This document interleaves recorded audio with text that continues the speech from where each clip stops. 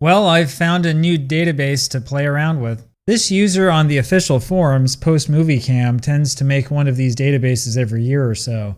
And so far, this year's edition is looking much better than ever before.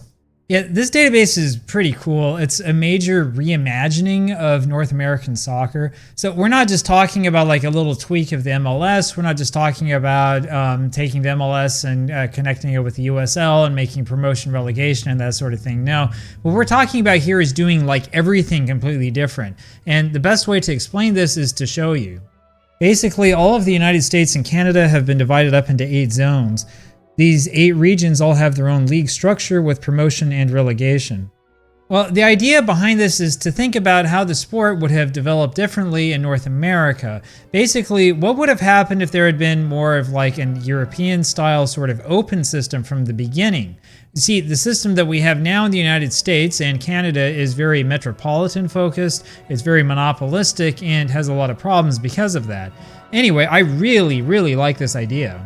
All right, let's look at a few leagues. This is the Northeastern States Super League, for example. You've got a team over in Alexandria, Virginia. Washington, D.C. is represented by Washington Town. That right there is a fascinating idea, of course. There's no need to worry here about territorial rights, and never mind that Alexandria is technically a suburb of Washington, D.C. Instead, we're going to let it have its own identity. And then you've got Georgetown City, which of course is also part of Washington, D.C. There's a Fairfax, Virginia team in the league below.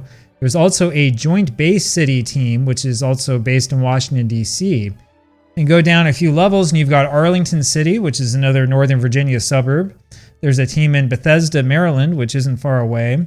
There's also one up in Frederick, Maryland. And there's one down in Fredericksburg, Virginia.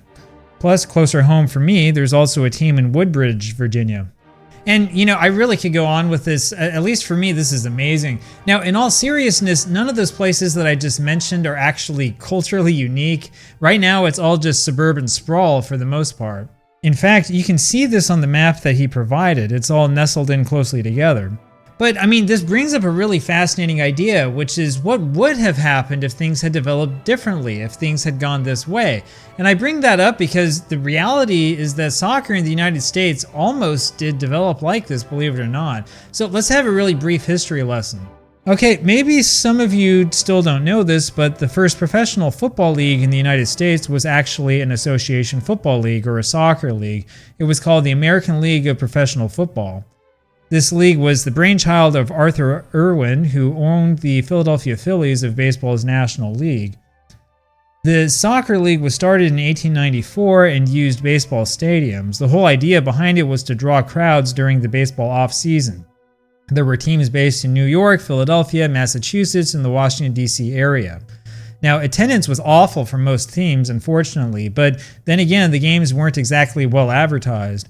The Baltimore Orioles FC team did well, but it wasn't enough to save the league.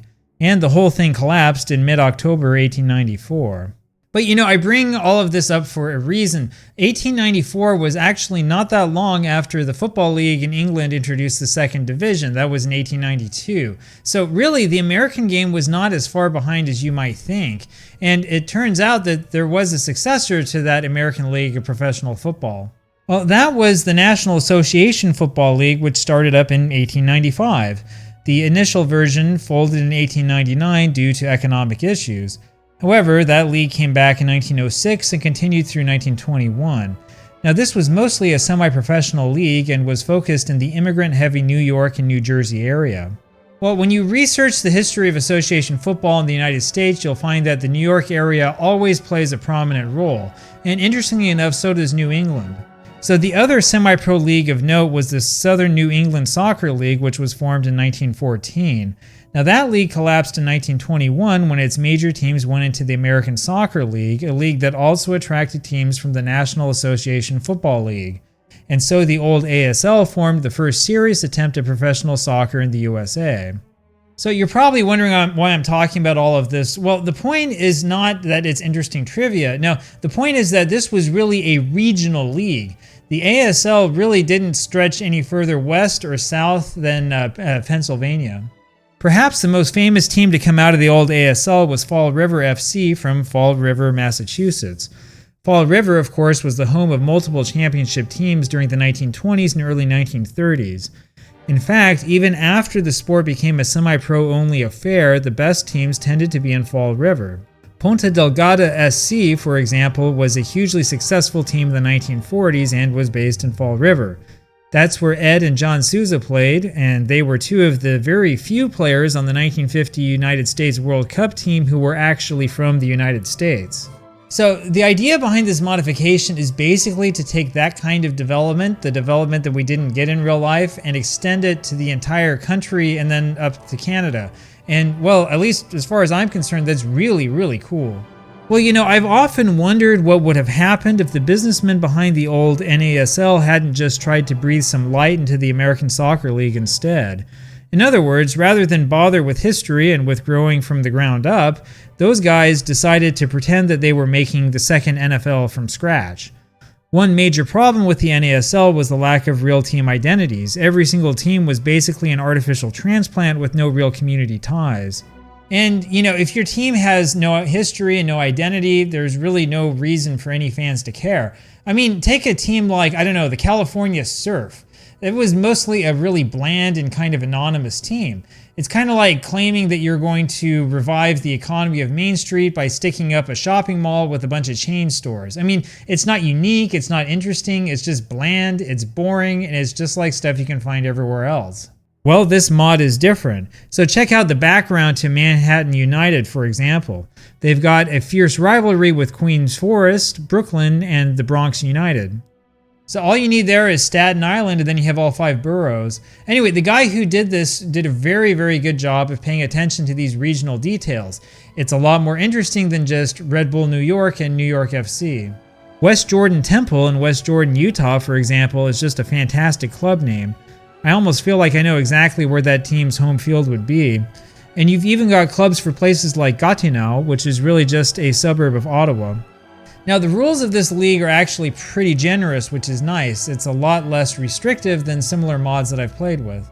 There's a foreign player limit, but it's 21 out of 25 players in the highest level leagues, which isn't bad. Go down to the lowest levels and the foreign player limit is 16, which is still more than manageable. There are regional cup competitions like this Eastern Vase. There's also this USA Cup for teams based in the USA, and of course there's its equivalent in Canada. Now the ultimate prize seems to be this American Champions League, which is probably where the true champion will be crowned.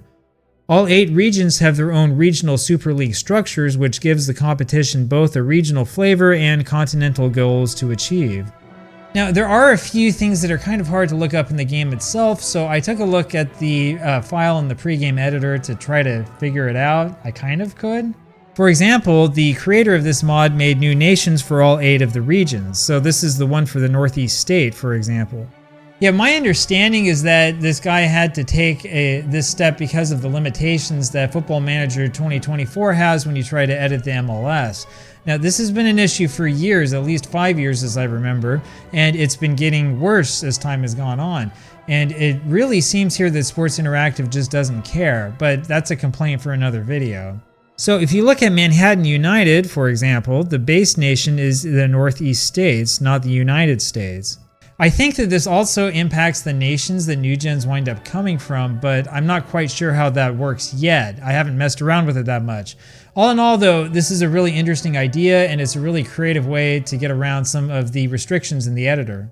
Now, there are a few bugs. For example, the island nation of Bonaire has the Eastern Super League, which is now apparently the most reputable league on the continent. The mod changed the name of the USA to USA Do Not Use. You can't select the United States when you start a new game, of course, and the name USA has been replaced by the word bad. And from what I've seen, every player seems to have a dual nationality, probably because of limitations within Football Manager. Anyway, I could go on and on with this, but I'll keep it here. I've put a link to it in the description. It's over on the official forums in the editor's hideaway, so go check it out. Personally, I kind of wish that people would also do this for other countries, China, for example, or some other places where a little bit more local flavor would be nice. Anyway, I'm going to play with this. Not so sure which team I'm going to choose yet, but I'll figure something good out for my next save.